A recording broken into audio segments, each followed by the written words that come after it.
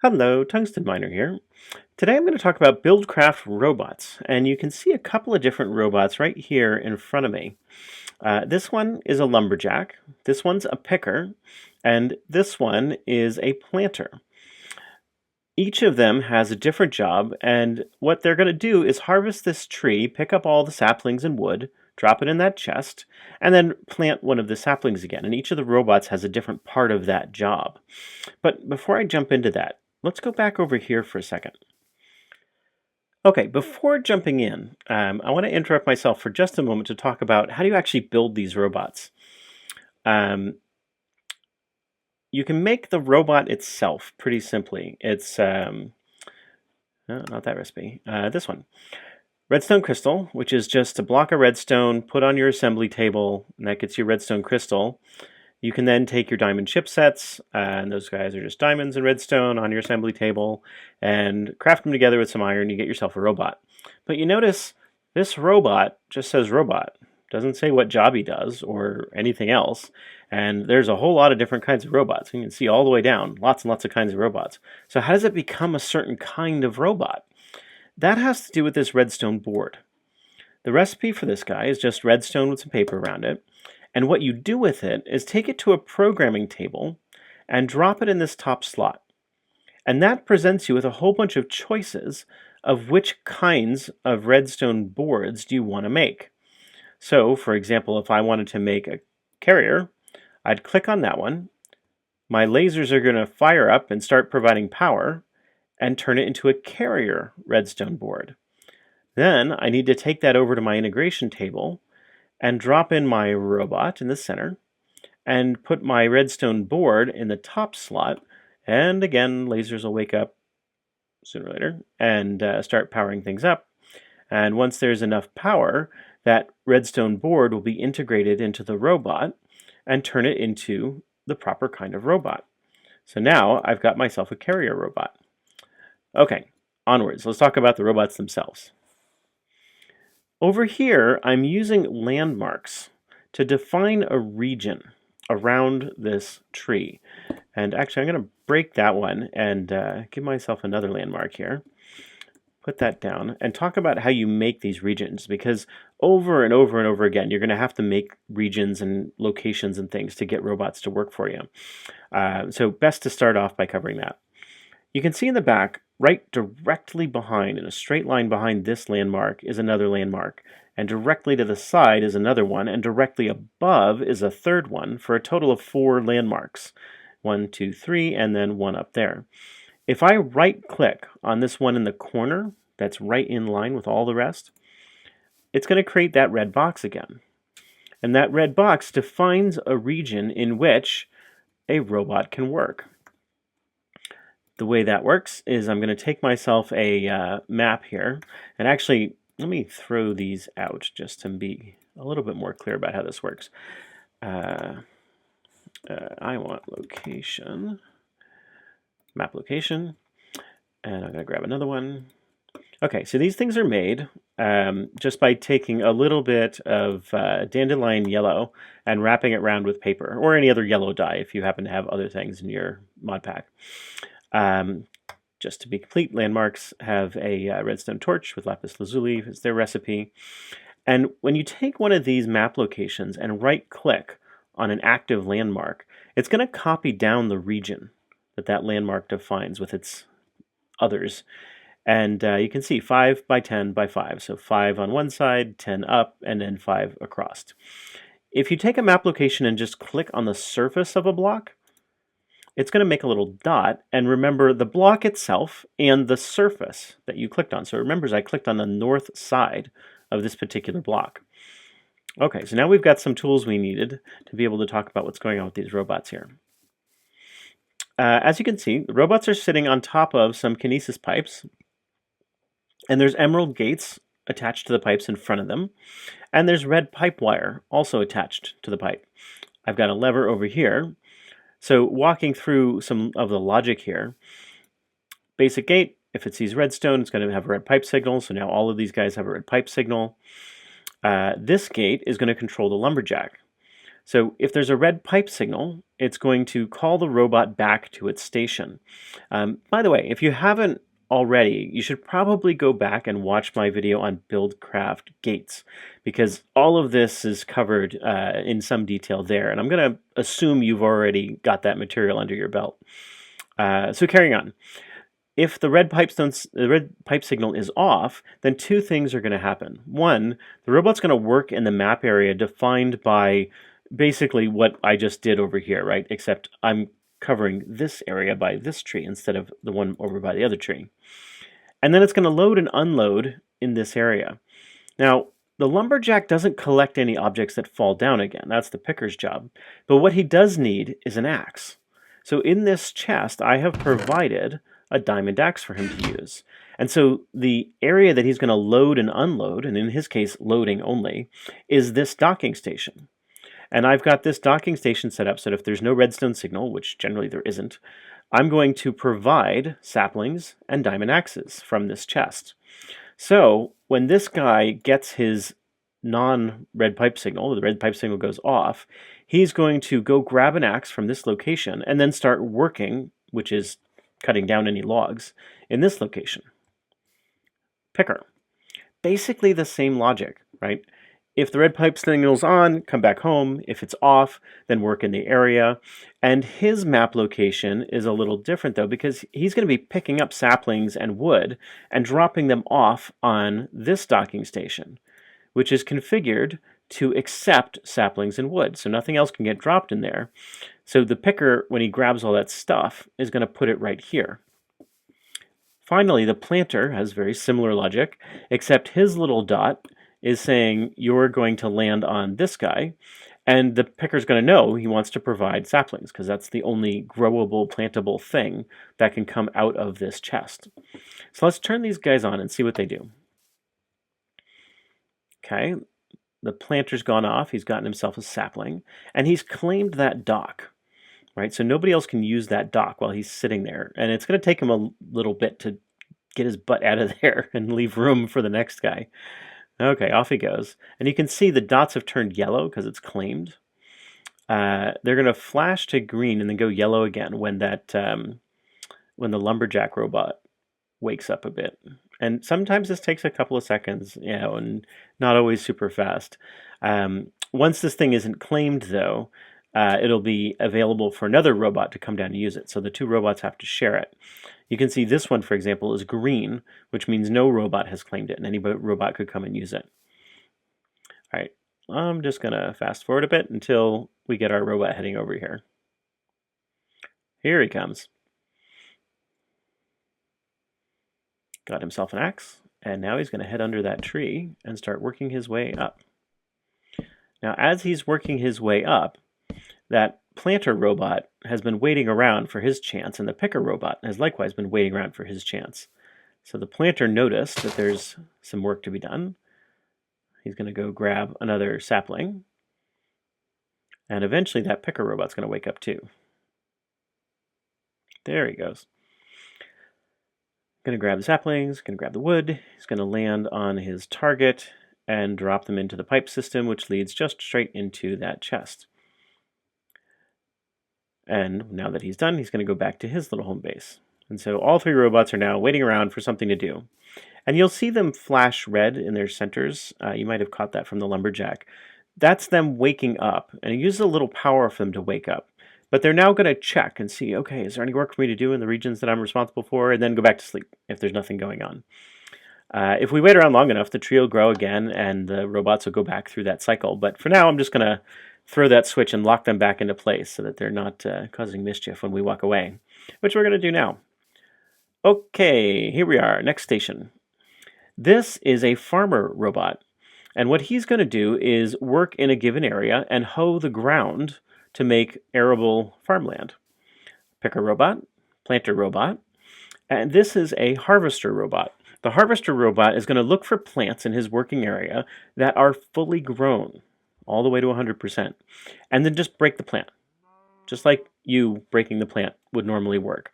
And he doesn't pick anything up, so of course we still need the picker, and he doesn't plant anything, so we need the planter, which means if you want to start with completely untamed ground and have a working farm, you need all 4 robots.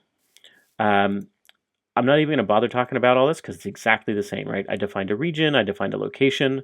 The farmer, of course, is going to need to be provided with a hoe, and so his little load-unload location is going to be here.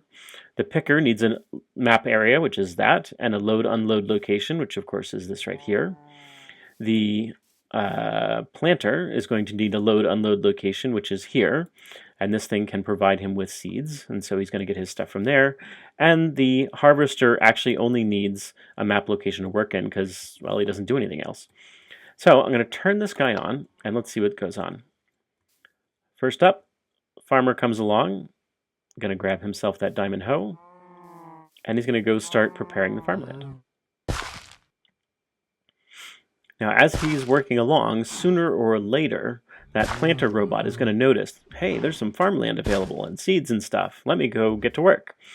And he's going to come along and grab some seeds and start planting them in the row of tilled earth that our little robot is creating here. Now, you might be asking yourself, and certainly I have asked myself, do I really need this farmer robot? I mean, hoeing the ground isn't all that hard, and it kind of stays hoed once you've done it once, as long as there's water nearby. And the answer is, well, no, not really. If you prepare the ground yourself, then there's really no reason to have a farmer robot at all. And so, yeah, it's kind of useless to bother with these guys.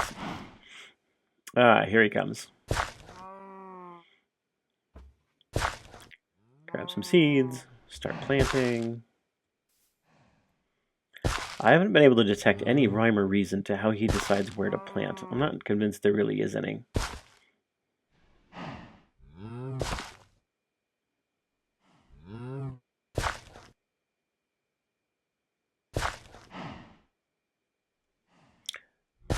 All right, we're going to let these guys work for a while and then come back to it. Next up, we have a butcher robot. And the butcher robot does what you might expect. He kills animals. The butcher robot requires a sword to do this job, so our typical configuration here. And he's going to be told to gather his sword from over here, which is the only thing provided by this chest. I happen to have one in here, and I gave myself a cow egg so I can get some cows to demonstrate with. Turn this guy on. Butcher robot immediately goes up. I'm going to grab his sword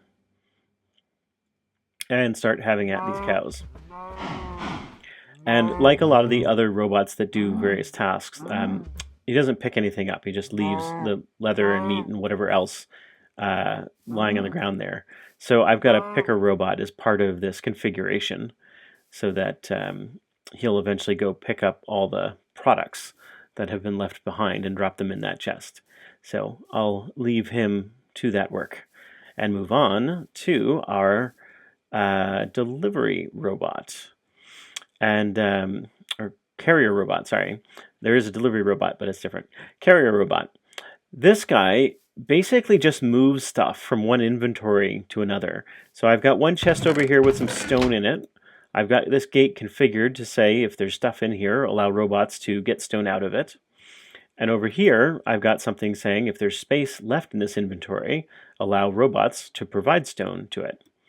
And if I flip the switch, robot's going to come off, land on this place, grab the stone, and drop it off at the other place and head back home again. Now, one thing to note, in the configuration for this guy, I actually just provided a map area instead of saying load and unload in these specific locations. It works just fine too. There's no particular reason you have to provide a specific area or a specific face of a certain block. You can just give a whole map region and that will work just fine. Moving on. This is a tank robot. And just like the carrier robot moves items from one place to another, the tank robot does exactly the same for fluids. So programmed the same way. In this case, I've gone with a map area to include both the loading and unloading areas. This guy here is saying, so long as there's lava in the tank, provide lava to the robots. over here, so long as there's space for lava in the tank, which of course if the tank has water in it, there won't be space for lava, even if it's not completely full. If it has any water at all, you can't also put lava in there. So this is a little different than with items, except lava from wherever robot comes along. So flip him on, he's going to go off and suck up some lava and transfer it over to the other side. The robot has a capacity of 4 buckets worth. And since this guy has a capacity of 16 buckets, he's going to take 1/4 of the lava in each trip and then head back again and automatically keep repeating the cycle.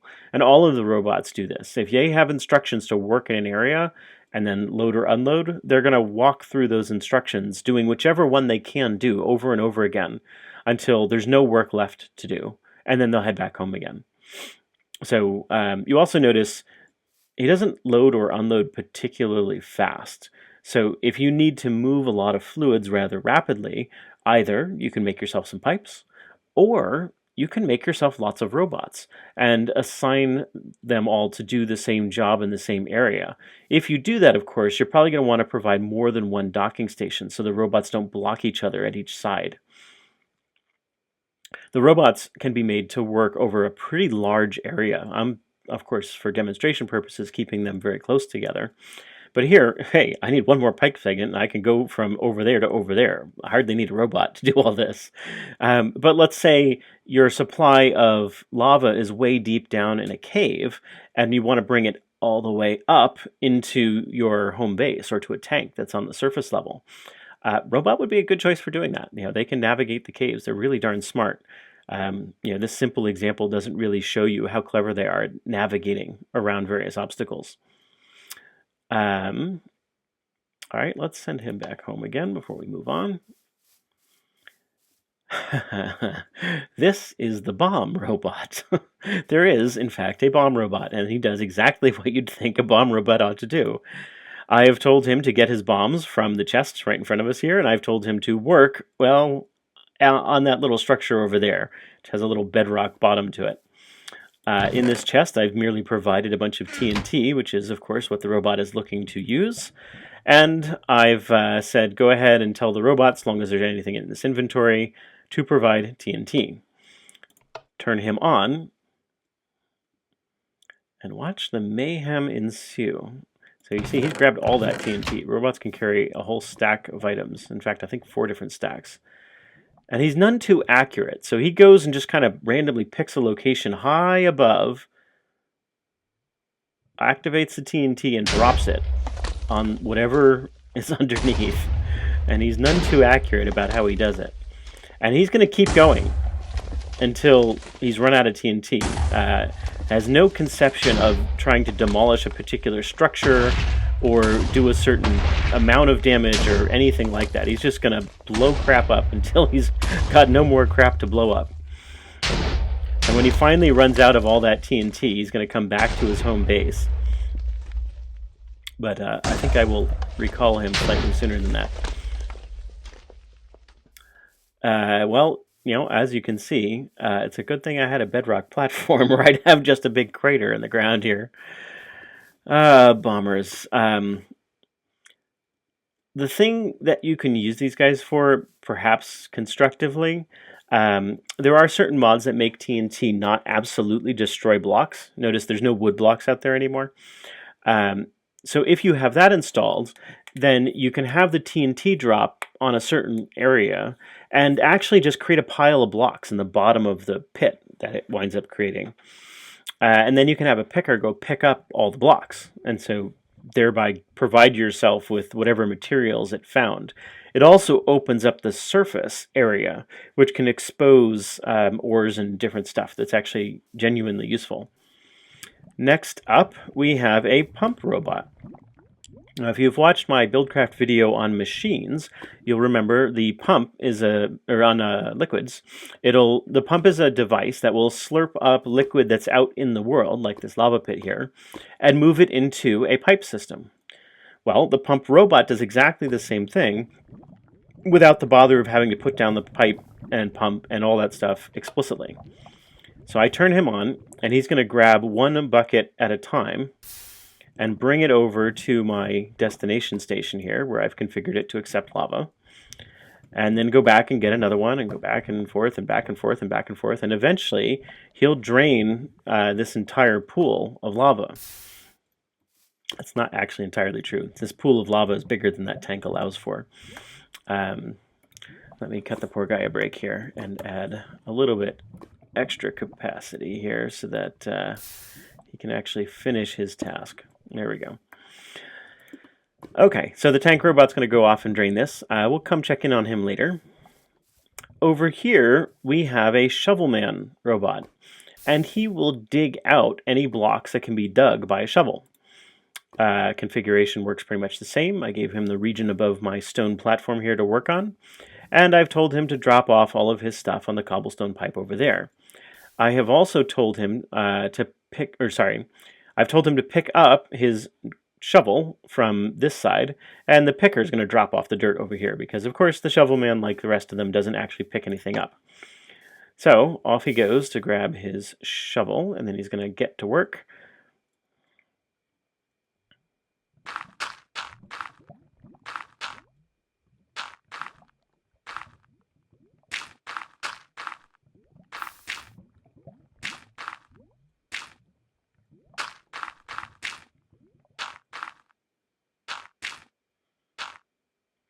So now that he's out of stuff to do, the picker, sooner or later, is going to wake up and clean up this mess. Onwards. Okay, now we've got a miner robot, and the miner robot will dig up any ore that he finds. And of course, he doesn't pick it up, so I've also got a picker robot. Programming is pretty much the same way. Define a region, define a location. The location for the miner, of course, has to be where he can find a pickaxe. So I've got this configured to provide pickaxes, and I've left one in this chest. So if we come and flip the switch, the miner's going to get up, go find a pickaxe, and go after just the ore. Not going to go after the stone, just the ore. So it's important when you're thinking through how do you want this guy to work, that you know you're in a region where there's going to be ores visible and available. So, for example, if you have a quarry that's going to go and define a big pit, then maybe what you do is you have a miner robot that's going to work the sides of the pit and dig out any ore that's exposed, but the quarry managed not to get in the course of doing its work. Okay, we'll leave the picker to clean up this mess, because of course he's configured to drop all the stuff in the cobblestone pipe over there. But they take a little while to wake up. Good. Picker went and got all of the dirt. Fantastic. Pump guy is slowly moving along. This is another one of those where you kind of want to make a bunch of them. But of course you got to remember to have lots of docking stations for them to work with. Bomber robot. Here, go ahead and finish your job. This guy's already done. Looks like we've got soups on. Here we go. We were actually have the beginnings of a little farm here. Yeah, the planter robot, if you're starting completely from scratch, you're probably better off just getting the farm ready and doing the planting yourself. It's just so much faster to do it initially. What's really nice about these guys, of course, is that as the plants grow, they don't always grow in evenly, which means the harvester doesn't always harvest everything all at once, and the planter can generally keep up with the harvester. So, yeah, I really wouldn't recommend using the farmer robot. Just go ahead and make the field yourself and plant everything yourself. And then you can make one less robot, and getting things started is just a whole lot faster. Okay, and here we are back at the beginning. And those are the BuildCraft robots. There are a few robots I did not talk about, so I'm just briefly going to mention them now. This robot is, of course, the one we saw in the very beginning about what you get before you've programmed the robot, so we'll skip him. Lumberjack we talked about, Planter we talked about, Butcher we talked about, Shovelman we talked about, Knight we did not talk about. The Knight works exactly like the Butcher, except it works on hostile mobs instead of friendly mobs. So I didn't add another example for just him. The leaf cutter does exactly what you'd expect from it, what it says. If there's any leaves within its working area, it's going to go cut the leaves. And this, if you're in vanilla Minecraft, which of course you wouldn't be if you have BuildCraft, but if you don't have a mod like I do that makes the leaves decay quickly, this guy can be kind of nice to clean up the leaves and make sure you get the saplings back again in a little bit more prompt fashion. Harvester we talked about. Stripes. I'm not entirely sure what this guy does, and I couldn't find any good documentation, so stripes. Carrier we talked about, picker we talked about, tank we talked about, pump we talked about, builder. I'm going to make a different video, I think, to cover the builder, but basically this guy works exactly the same as the builder block that I talked about in the construction video. And it's a lot slower. It takes a lot longer to get everything, and I just don't see much call for using it if you can place a builder block. You wind up having to put down a block in the place where you want the building to happen anyway, so it's not as though this guy can just work at a distance or somewhere else. You know, you have to do all the same things. So I can't really recommend using the builder block. The builder robot. The builder block is much better. Farmer we talked about, not very useful. Delivery robot. There's a whole request system that's kind of not entirely developed as far as I can tell. I couldn't find any instructions about how to use it, so I kind of skipped over this guy, but you might be able to find something out there. I couldn't. Miner we talked about, bomber we talked about. So that's it. That's all the robots. And that's it for this video. If you liked it, go ahead and hit that like button. If you want to see when the next video comes out, go ahead and subscribe, and I will talk to you later.